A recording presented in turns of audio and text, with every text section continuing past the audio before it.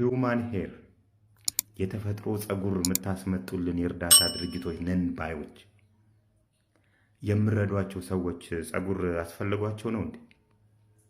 ውድ ውድ ሽቶዎችን፣ ጫማዎችን፣ አልባሳትን የምታስመጡልን ሰዎች አስፈልጓቸው ነው ለነዛ ሰዎች? መልሱልና፣ አሁን መልሱልን እስቲ። ኢትዮጵያ ውስጥ ያሉ ተረጂዎች በብዛት የሚያስፈልጋቸው ምግብ ነው። ቀጥሎ መድኃኒትና የሕክምና ቁሳቁስ ነው። በዚህ ምክንያት መንግስት ህጋዊ ፍቃድ ላላቸው የእርዳታ ድርጅቶች የቀረጥ ነፃ መብትን ፈቅዷል። እናንተ ግን የምታስመጡልን ሽቶ ነው፣ ጫማ ነው። ከዚህ በፊት እኮ ራሱን የደሃ አባት ያስባለ ሰሞኑን እዚህ ቲክቶክ አካባቢ ሲያስለቅስ የነበረ በግድ እንዲያለቅሱ የተደረጉ ይሄ ሰው ጫማ ሲሸጥ ተገኝቷል እኮ።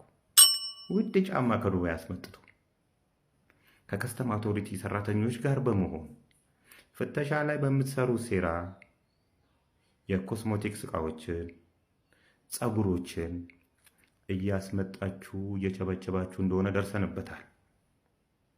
አሁን መልስ ሰጡናላችሁ ማለት ነው።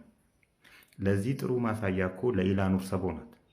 ለይላ ኑር ሰቦን ከሳውዲ አረቢያ እናስመጣለን ብላችሁ ደጋግ ኢትዮጵያውያን ላይ 35 ሚሊዮን ብር የለቀማችሁ ሰዎች አይናችሁን በጨው አሽታችሁ በጨው አጥባችሁ ብሩን ሳውዲ አረቢያ ኢትዮጵያ ኤምባሲ በኩል ሰተናል በሪያድ መንዝሮ ለተጎጂ ቤተሰቦች እንዲሰጥ ያላችሁንና ፎርጂድ ዶኩመንት ያሰራችሁ ሰዎች እኮ ለዚህ ጥሩ ማሳያ ናችሁ። አንላቀቅም። በተራቡ ወገኖቼ ስም፣ በታረዙ በታመሙ ወገኖቼ ስም ከርሳችሁን የምትመሩ ኢትዮጵያውያን የምትነግዱ የእርዳታ ድርጅቶች የምንላቀቅ አይመስለኝም። እውነቴን ነው የምላችሁ፣ የምንላቀቅ አይመስለኝም። ስለ ለይላ ኑር ሰቦም እስቲ ወጣ በሉና ነገሩ እንደዚህ ነው በሉና አሁን ንገሩን። ባለሀብቱ አቶ አለማየሁ ከተማ በኢታማኝነት ምክንያት የሪል ስቴት ዘርፉ እየተጎዳ ነው አሉ። ይሄን ነበር እኮ እኛም የፈራ ነው። ለረጅም ጊዜ በታማኝነት በዚህ ኢንዱስትሪ ውስጥ የቆዩ እነ ሰንሻይን፣ እነ ጊፍት፣ እነ ሀያት ራሱ አለማየሁ ከተማ ሲዲሲን ያለማ ነው። እንግዲህ ሲዲሲ ያንን የመሰለ እንትን አንዲት ኮሽ ሳይል ያለሙ ባለሀብቶች፣ ካምፓኒዎች ይሄ ዘርፍ ይሄን ያህል ኢታማኝነት ይሄን ያህል ሲያንገበግበው ለምን ዝም አሉ ነው። ተመልሰው ራሳቸውን ጭምር ነው የሚጎዳው። ለረጅም ጊዜ ያካበቱትን ብራንድ በዚህ ደረጃ አሁን መጥተው ፕሮፐርቲ ነን ሰርተን እንሰጣለን ወዲህ በሉ የሚሉትን ሰዎች ለምን ዝም አሉ? ለምን ማህበር መስርተው አልተከላከሉትም? እነሱም ብቻ አይደለም የሚጎዳው፣ በታማኝነት ወደ ኢንዱስትሪው ሊመጡ ያሰቡ ባለ ሀብቶችን ጭምር አዝንላቸዋለሁ ስል ነበር። ይሄው ደረሰ። እነሱም ብቻ አይደለም፣ እነዚህ መኪና እናስመጣላችኋለን የሚሉ እነዚህ የህብረተሰብን ብር በመብላት የማይጠረቁ ሰዎች መብላታቸው ብቻ አይደለም ትልቁ ጉዳቱ። ወደዚህ ኢንዱስትሪ ውስጥ በታማኝነት ለመግባት ያሰበ ባለ ሀብት ታማኝነቱን ኦልሬዲ አጥቶታል። በቀላሉ ፔኔትሬት አድርጎ የሰውን ልብ ማግኘት አይችልም። የከስተመርን ታማኝነት ማግኘት አይችልም። ቢኮዝ እነዚህ ሰዎች አበላሽተውታል። እንግዲህ በአሁን ላይ በሪል ስቴት ዘርፉ ከፍተኛ የሆነ የመኒ ላውንደሪ የገንዘብ አጠባ ቦታ ሆኗል። የመኪና እናስመጣላችኋለን ገንዘብ አጠባ ነው እየተሰራ ያለው፣ አራጣ ነው እየተሰራበት ያለው። ኢንዱስትሪውም ይሄ ሪል ስቴቱም በዚህ ደረጃ ነው እንትን እያለ ያለው እየወረደ ያለው። ነገ ዜሮ ሊገባ ሁላ ይችላል። መንቃታችሁ ጥሩ ነው። በተለይ እዚች ሀገር ላይ የሪል ስቴት ዘርፍን አምጥታችሁ ያለማመዳችሁ እንደነ ሀያት፣ እንደነ ሰንሻይን፣ እንደነ ግፍት ያላችሁ ዝም በቀላሉ ለምን ይሄንን እንትን ታጥቷላችሁ? ይሄን ብራንድ ታጥቷላችሁ? አሁንም በማህበር መደራጀታችሁ ቆንጆ ነው እና ጠንከራችሁ መቀጠል አለባችሁ፣ መውጣት አለባቸው ነው። ኤላ አውቶ የተባለው ካምፓኒ በራሱ የሶሻል ሚዲያ ገጾች ላይ ይሄንን ጽፎ አየነው።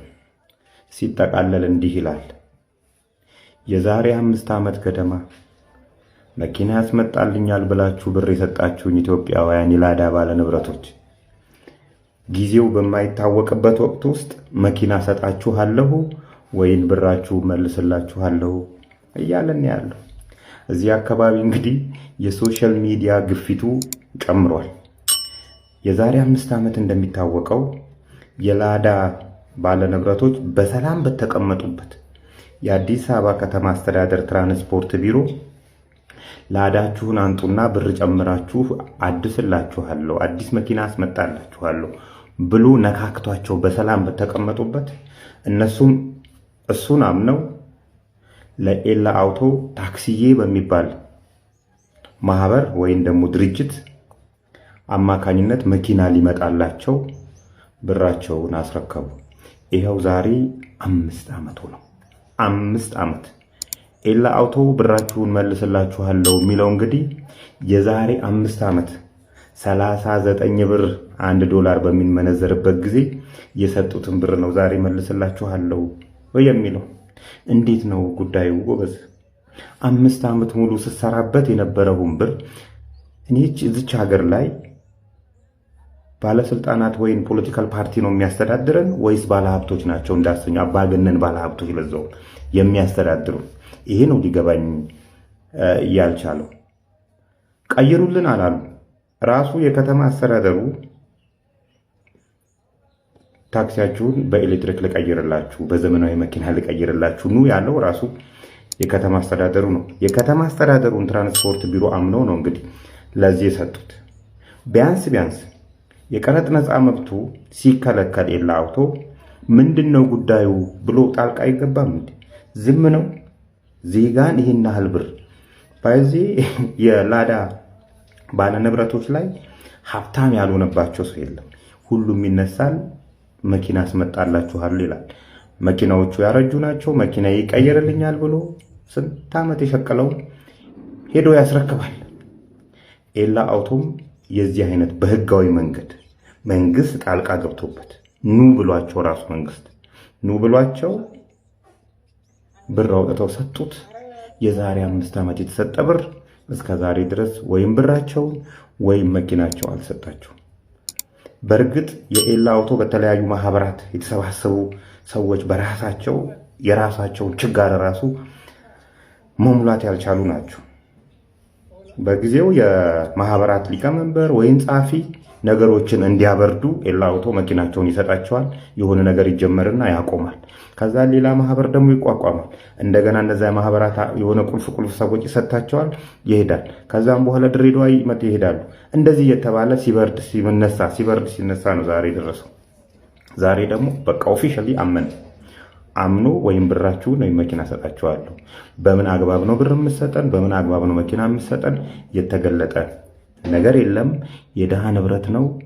የምታረገውን ነገር አርግና የአዲስ አበባ ከተማ አስተዳደር ትራንስፖርት ቢሮ በዚህ መሃል አንተ ስለሆንክ ይህን ነገር ያረከው ጣልቃ ግባና የምታረገውን ነገር አርግ።